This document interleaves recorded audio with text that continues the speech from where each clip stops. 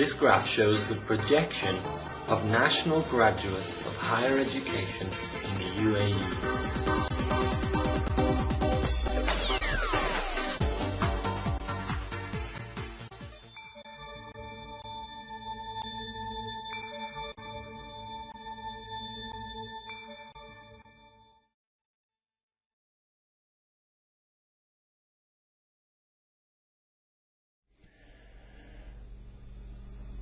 The bar graph gives a projection of the number of national male and female graduates of higher education in the UAE between the years 2001 and 2012.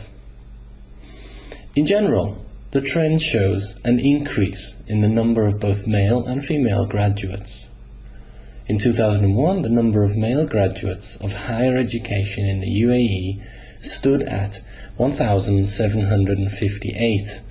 And this increased gradually to 2,529 in 2004. This number is expected to increase to 3,181 in 2009, and then 3,652 in 2012.